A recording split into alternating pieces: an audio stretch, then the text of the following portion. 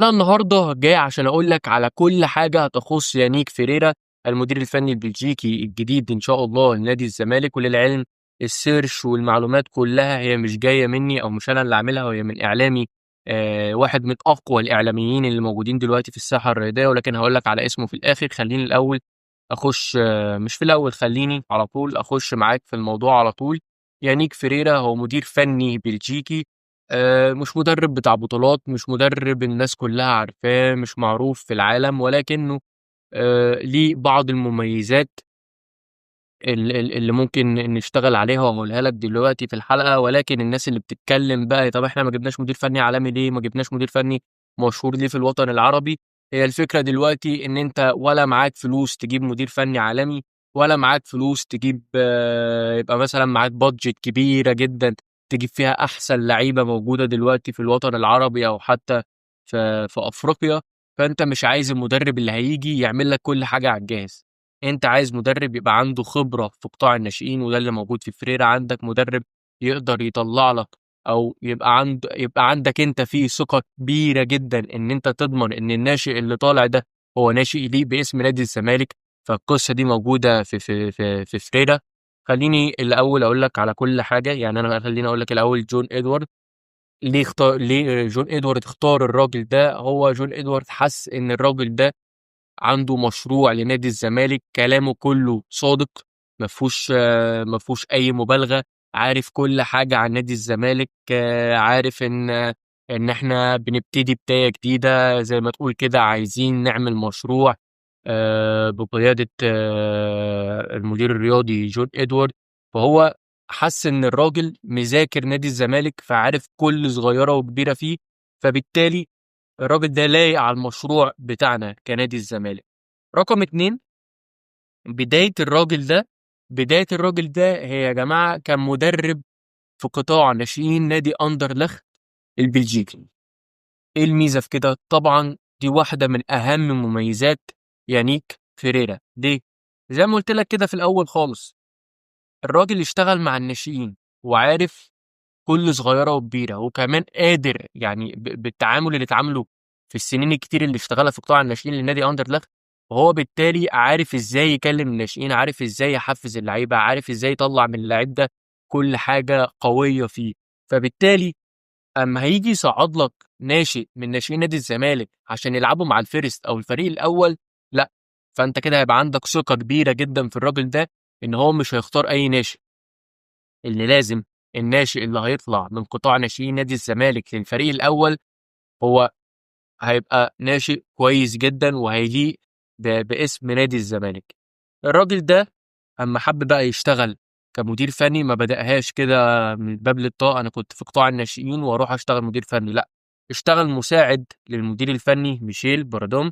اشتغل معاه في أندية كتيرة جدًا في بلجيكا، لغاية أمّا وصل للمرحلة الكويسة أو المرحلة القوية ليهم هُم الاتنين في نادي الشباب موسم 2011، 2012، وقدروا إن هُم يحققوا لقب الدوري السعودي مع بعض.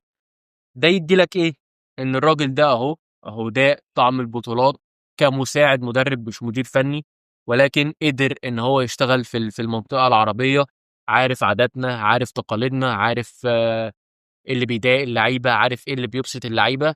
فبالتالي الراجل عنده خبرة في في الشغل في الشغل في المنطقة العربية.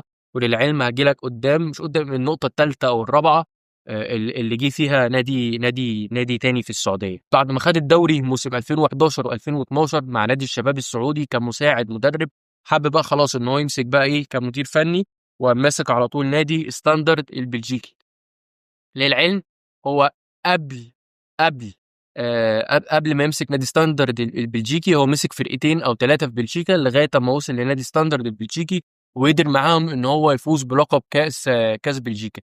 معنى الكلام إيه؟ معنى الكلام إن الراجل ده طعم البطولات، هي مش بطولات كتيرة، ولكنه عرف طعم البطولات كمدير فني مش كمساعد مدرب. ممكن كمساعد مدرب الموضوع ما يبقاش مضمون 100%، ولكن الراجل ده قدر إن هو ياخد لقب ك كم كمدير فني.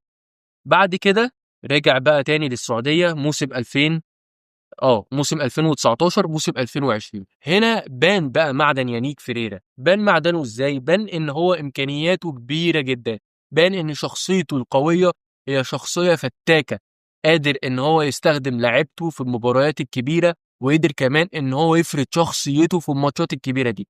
وحابب اقول لك ان في اول موسم دي في 2019 2020 قدر ان هو يتعادل مع الهلال البطل 3-3، قدر ان هو يتعادل مع النصر الوصيف 1-1، قدر ان هو يكسب اهلي جده اللي هو في وقتها كان ثالث الدوري 1-0، ورابع الدوري كان نادي الوحده، قدر ان هو يغلبهم 3-2.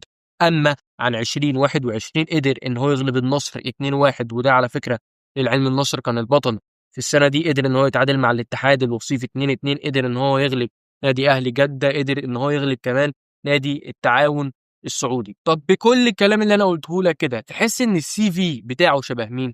شبه جوزيه جوميز بالظبط. نفس الستايل، نفس الشخصية القوية، نفس الجراءة الهجومية قدام الكبار، الشخصية، مذاكرة الفرق الكبيرة.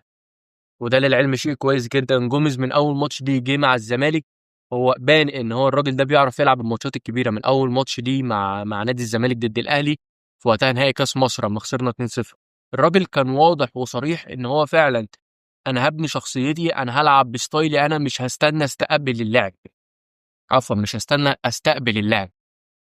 فاهمين؟ فدي القصه. دي كانت حلقه بسيطه عن كل ما يخص يانيك فيريرا، مفيش حاجه اكتر من كده. للعلم الاعلامي اللي انا جايب منه اللي هو اتكلم فيها وانا جيت اقوله لك هو محمد المحمودي، اللي واحد من احسن الاعلاميين دلوقتي الموجودين في في الساحه الرياضيه، بل ممكن يكون هو احسن واحد اصلا يعني. للعلم انا بتفائل بكلام الراجل ده جدا، لان الراجل ده هو اول واحد يتكلم عن جوميز بنفس الستايل كده، بنفس كل حاجه. بنتمنى ان يانيك فريرا يقدر يحقق احلامنا كزملكاويه، ويقدر ان هو يمشي بالمشروع في الطريق الصحيح، وان شاء الله تبقى بدايه بطولات كتير جدا مع نادي الزمالك. شكرا.